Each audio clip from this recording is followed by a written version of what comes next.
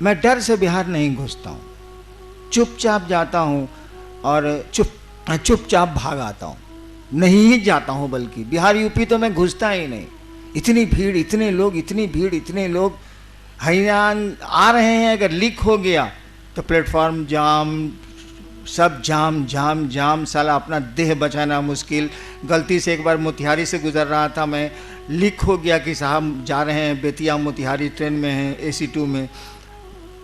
इतनी भीड़ स्टेशन पर हो गई, हम देवाशीष जी को कहा कि देवाशीष जी दे जाइए, संभालिए साला। गई, महिलाओं ने तत्त मार मारा पीठ पर, दे मुक्का, यह मुँह झौसा है जिन्हें मिले दे, यह मुँह झौसा है।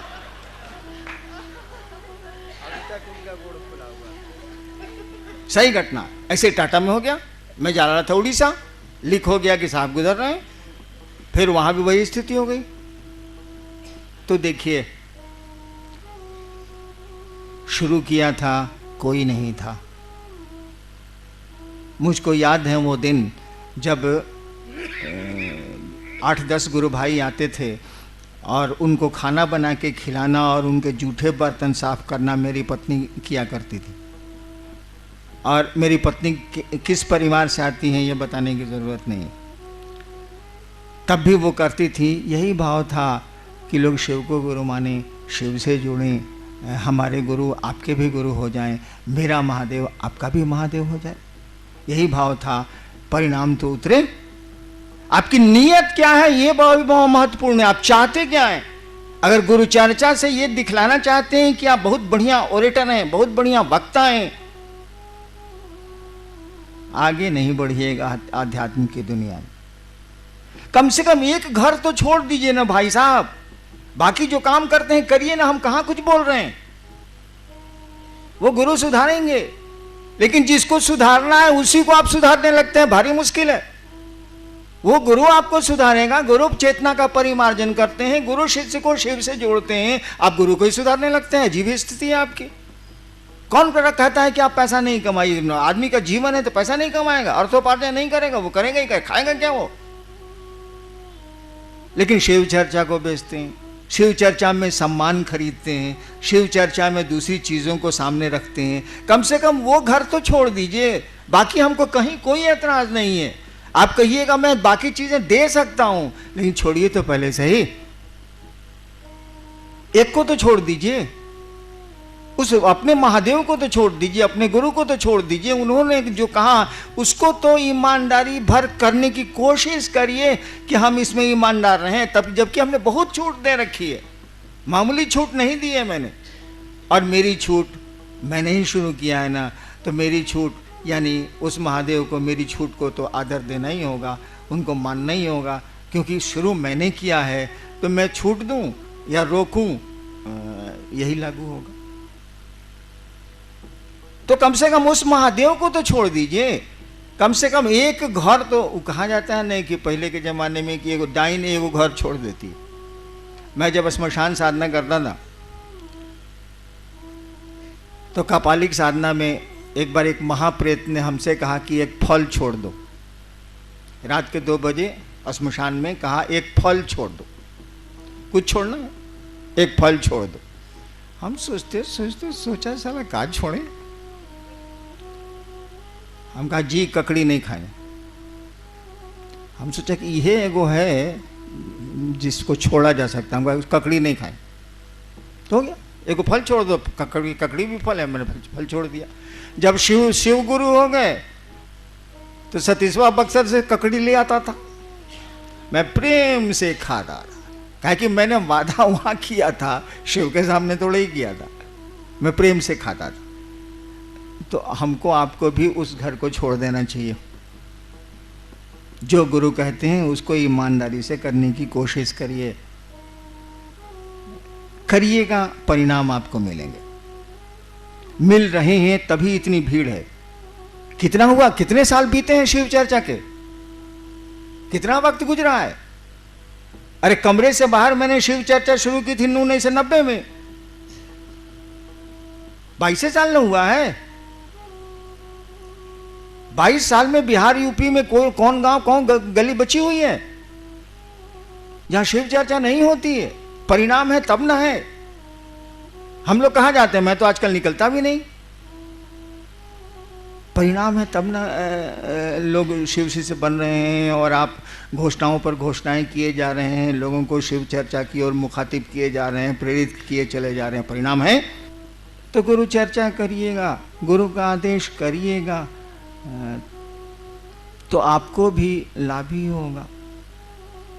आप देखिए ना, मैंने तो देखा है 30 वर्षों में, जब मैं कमरे के भीतर भी शिव चर्चा करता था या बाहर भी करने लगा, तब से आज तक मैं देख रहा हूं लोगों के कष्ट में कमी आई है, लोग अच्छी स्थिति में गए हैं। पैसा आपके पास भले नहीं हो, पैसा तो मेरे पास भी नहीं, पैसा आपके पास भले नहीं हो, लेकिन अच्छा पहनने लगे हैं आप, अच्छा खाने लगे हैं आप, आपके परिवार के लोग अच्छे रहन सहन में रहने लगे हैं। ये मैं लगातार देख रहा हूं, और आपके कष्ट कम हो जाते हैं। कब नहीं कम होते हैं? जब आप इसका रोना रोते हैं। दवा खा नहीं रहा है, रोग के बारे में हल्ला कर रहा है, दवा बताई जा रही है, बताई जा रही है, आप सुन ही नहीं रहे। अरे औषधियों के इंतजार में व्याधियां प्रसार थोड़ी रोक देंगी। आप दवा नहीं खाएगा तो बीमारी रुक जाएगी कि बीमारी बढ़ेगी? उसका लक्षण है बढ़ती है, वो दवा तो खानी होगी। तो आप ये रोना क्यों रोते हैं? कष्ट किसको नहीं है यहाँ? कौन मुक्त हुआ है इससे? शिव भी शरीर में आए तो मुक्त नहीं हो सकते वो। ये योनिगत दोष है। योनिगत जैसे होइएगा, आपके कर्मफल आपका पीछा करेंगे, काल का प्रभाव पर पड़ेगा, समय का प्रभाव पर पड़ेगा। वो तो शिव भी शरीर में आएंगे तो उनको तो जगत के नियमों में चलना होगा। हिंदुस्तान में घुस आइएगा आप अमेरिका से, आप कहिएगा कि यहाँ का कानून हम नहीं जानते हैं। वाह, ignorance of law is no excuse. कानून नहीं जानना कोई माफी नहीं है। अरे भाई, कोई आदमी इस देश में घुस जाएगा नेपाल से, कहेगा हमको यहाँ का कानून, यहाँ का आदमी नेपाल चला जाएगा, कहेगा हमको कानून नहीं मालूम था इसीलिए ऐसा किया, सजा नहीं मिलेगी उसको? मिलेगी। तो इस धरती का जो नियम है उसमें शिव भी आएंगे तो उनको यहाँ के काल चक्र में पड़ना ही पड़ना है। तो कौन मुक्त है यहाँ? और कष्टों के बाद भी कुछ चीजों को आप पकड़े हुए हैं, भारी परेशानी में भी कुछ चीजों को पकड़े हुए हैं आप, परिवार को पकड़े हुए हैं। बेटा अच्छा लगता है, पत्नी अच्छी लगती है, कुछ चीज़ें अच्छी लगती हैं, कुछ लोग अच्छे लगते हैं। भीषण कष्ट में भी जो अच्छे लगते हैं वो आपको अच्छे लगते हैं, उनको नहीं छोड़ते आप। शिव ही एक पराया है, वही महादेव दूसरा है, उसी से रिश्ता इतना कमजोर है कि छोड़ दिया जाए, बाकी किसी चीज को नहीं छोड़ा जाए। अच्छे कपड़े साफ पहनना नहीं छोड़ा आपने, नहाना नहीं छोड़ा आपने, खाना अपने मर्जी का खाना नहीं छोड़ा आपने। कष्ट है तो हैं, तब भी आप ऐसा करते हैं, व्यवस्था करते हैं आप। तो आपका गुरु ही इतना कमजोर रिश्ता रखिएगा तो कैसे चलेगा भाई साहब? धरती पर भी रखिएगा तो नहीं चलेगा। तो चलो, इतने कष्ट हैं, शिव भी रहेंगे तो क्या अंतर आएगा? इतनी परेशानियां हैं, एक हमारा गुरु भी रहेगा तो क्या अंतर आएगा? उसी में करेंगे।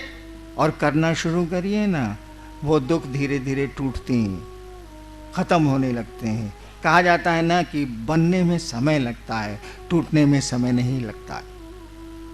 एक बार मेरे टीवी में भगवती ने कहा था, मेरे टीवी में, झूठी कहानी, नदी आवा है न बउआ तो धीरे धीरे अह रहा है। वो जहाँ रहिएगा, जहाँ की बोली होगी, जवाब उसी की बोली में आ गए, वहीं की बोली में आ गए।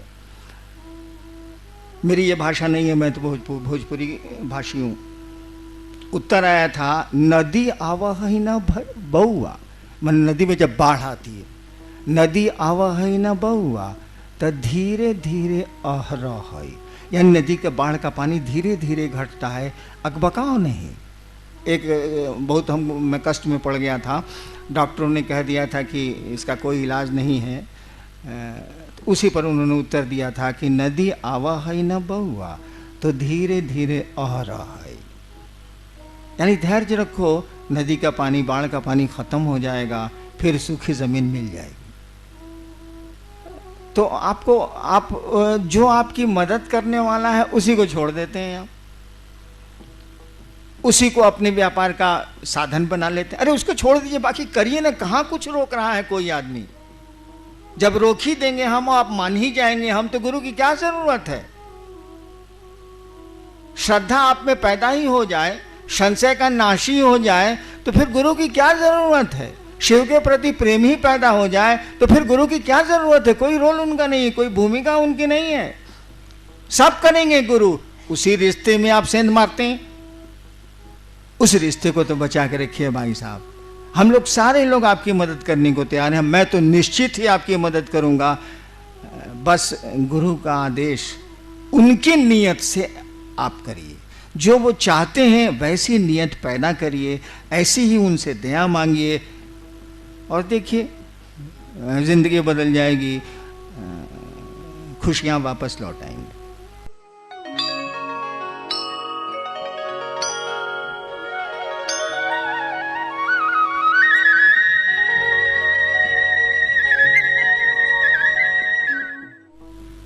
बातें हुई, जिज्ञासाएं भी आई।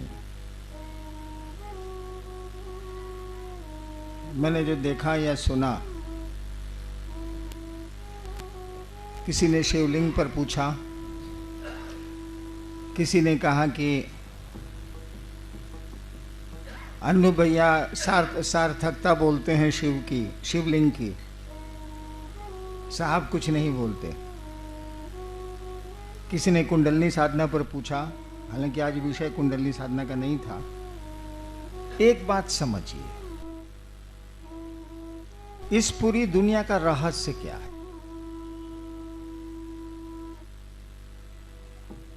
बात हुई है इस पर। कई वक्ताओं ने इस पंक्ति को अपनी चर्चा में कहा कि पूरी सृष्टि उस शिव की इच्छा से निर्मित है, उस ईश्वर की इच्छा से निर्मित। ध्यान दीजिएगा, आप भी निर्मित हैं उसी की इच्छा से। ये खुदा की खुदाई है,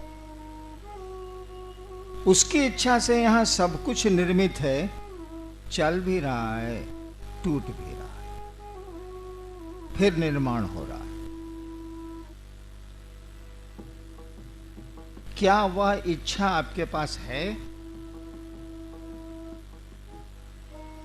मैं महोत्सव में नहीं बोल रहा, इसीलिए समझने की कोशिश करिए।